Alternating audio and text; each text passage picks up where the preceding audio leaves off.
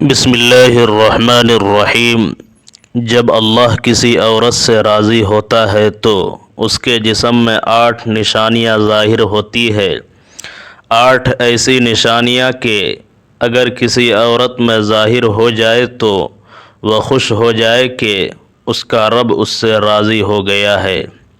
سمجھو، بسم اللہ الرحمن الرحیم۔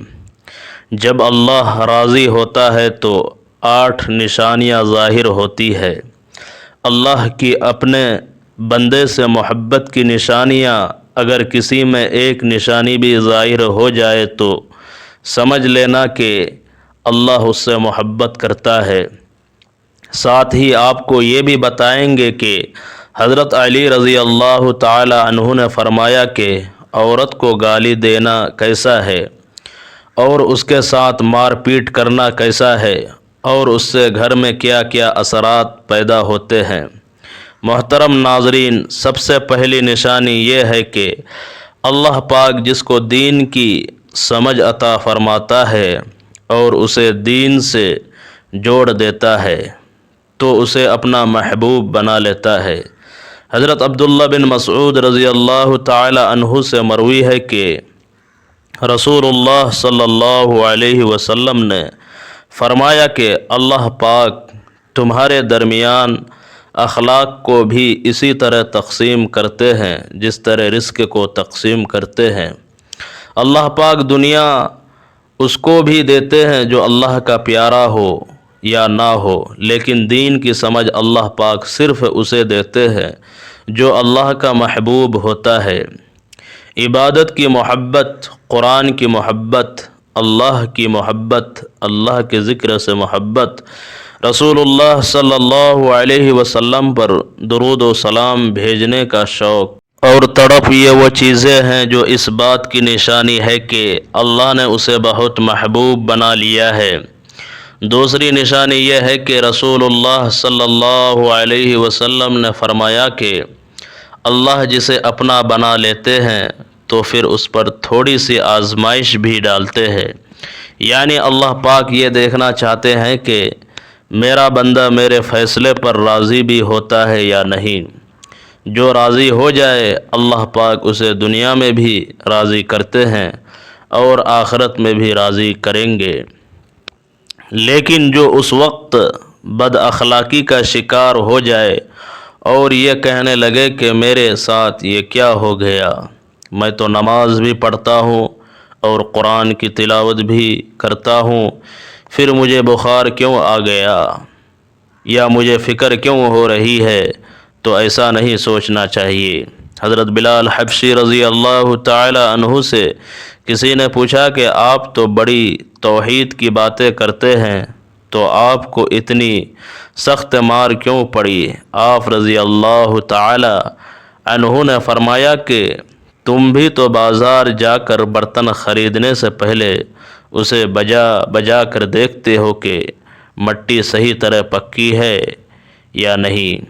بس اللہ نے بھی مجھے آزمایا تھا، اس کے بعد یہی وہ غلام تھا جس کا رنگ بھی سیاہ تھا اور جس کے جسم پر سختیاں تھی، لیکن اسی کے بارے میں اللہ کے پیارے رسول صلی اللہ علیہ وسلم فرماتے ہیں کہ جب مجھے معراج کرائی گئی اور میں جنت میں داخل ہو رہا تھا تو آگے کسی کے چلنے کی آہٹ سنائی دی۔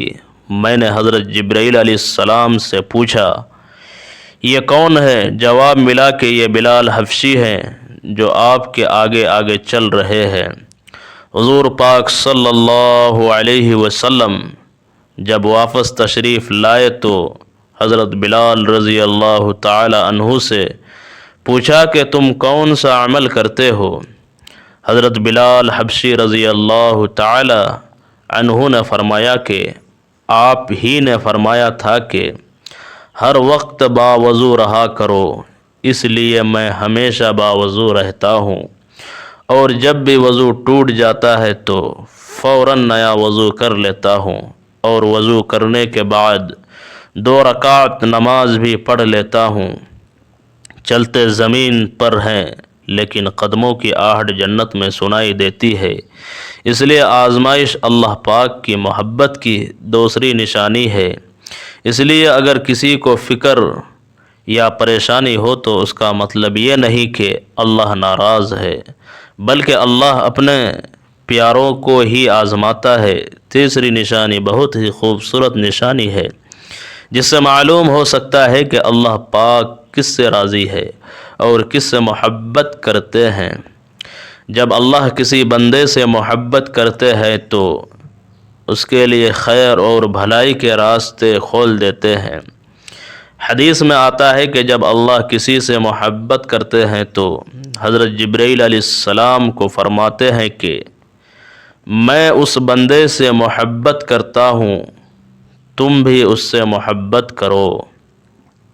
پھر حضرت جبرائیل علیہ السلام بھی اس سے محبت کرنے لگتے ہیں، اور پھر آسمان کے فرشتوں میں اعلان کر دیتے ہیں کہ اللہ فلاں بندے سے محبت کرتا ہے، تم بھی اس سے محبت کرو۔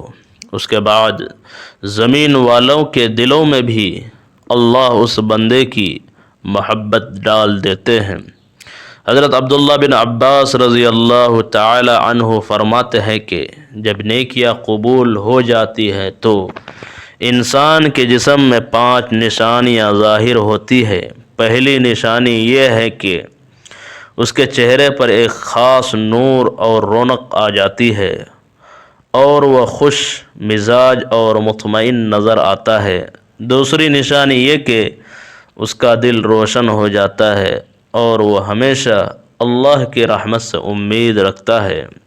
تیسری نشانی یہ کہ اس کے جسم میں نیکی کرنے کی طاقت آ جاتی ہے اور شیطان اسے آسانی سے گمراہ نہیں کر سکتا۔ چوتھی نشانی یہ کہ اللہ اس کے رزق میں برکت پیدا کر دیتے ہیں۔ پانچویں نشانی یہ کہ لوگوں کے دلوں میں اس کی محبت ڈال دی جاتی ہے۔ محترم ناظرین، اب عورت کی ذمہ داریوں کے بارے میں سنتے ہیں۔ حضرت علی رضی اللہ تعالی عنہ نے فرمایا کہ عورت کی سب سے بڑی ذمہ داری اپنی اولاد کی اچھی پرورش کرنا ہے۔ اگر عورت خوشی سے گھر کا کام کرتی ہے تو یہ اس کی عظمت اور بزرگی ہے، اور اس پر شوہر کو اس کا شکر گزار ہونا چاہیے۔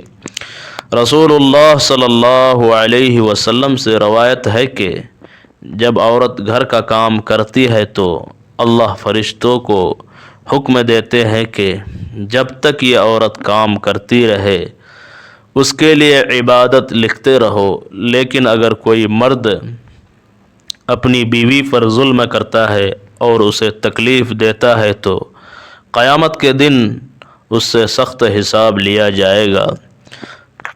حضرت علی رضی اللہ تعالی عنہ نے فرمایا کہ جس گھر میں عورتیں روتی ہیں وہاں رزق کے فرشتے نہیں آتے، اور اس گھر کے لوگوں کے رزق میں تنگی آ جاتی ہے۔ اس لیے مردوں کو چاہیے کہ اپنی عورتوں کے ساتھ اچھا سلوک کرے، کیونکہ اللہ نے مرد کو طاقت اس لیے دی ہے کہ وہ عورت کی حفاظت کرے، نہ کہ اس پر ظلم کرے۔ نکاح کا مطلب یہ نہیں کہ انسان نے کوئی غلام خرید لیا ہے، بلکہ نکاح ایک ذمہ داری اور امانت ہے۔ جو عورت تمہاری اولاد کی پرورش کرتی ہے اور تمہارے گھر کو سنبھالتی ہے وہ عزت اور احترام کی مستحق ہے۔ اگر مرد اپنی عورت پر ظلم کرے گا تو اس کا اثر اس کی اولاد کی تربیت پر بھی پڑے گا اور آئندہ نسلوں میں بگاڑ پیدا ہو سکتا ہے۔